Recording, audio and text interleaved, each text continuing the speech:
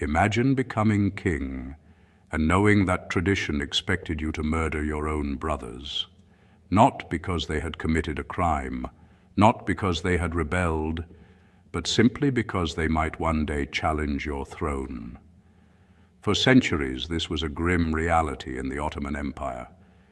When a new sultan took power, his brothers often faced execution. The policy was brutal, but Ottoman rulers believed it prevented civil wars that could tear the empire apart, and they had a reason for that fear. Earlier succession struggles had plunged the empire into bloody conflicts between rival princes, leaving thousands dead.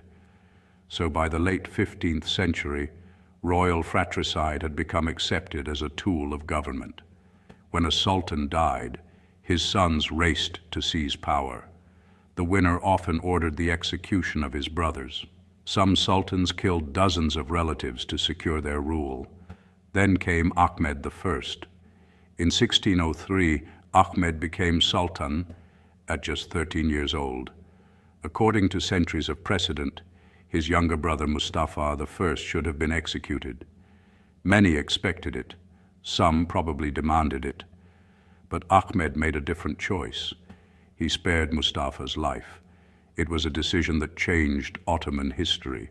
Instead of execution, Mustafa was confined within the imperial palace. He lived under constant supervision, isolated from politics and the outside world. This became known as the cafés, or the cage. The cage was not a prison in the ordinary sense. Princes lived in luxury. They had servants, food, and comfort.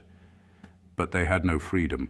Many spent decades locked away from the world, unable to marry freely, unable to govern, unable even to know whether they would one day become sultan.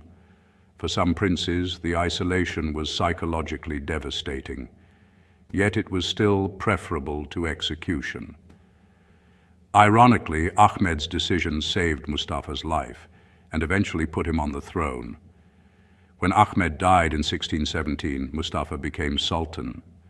The brother, who would once have been strangled, became ruler of the Ottoman Empire. The old system of royal executions slowly faded away. In its place came generations of princes living behind palace walls, waiting and wondering whether they would ever see freedom. Ahmed I did not end the Ottoman succession crisis, but he transformed it. He replaced the executioner's cord with the locked door, and in doing so, he changed the fate of every Ottoman prince who followed.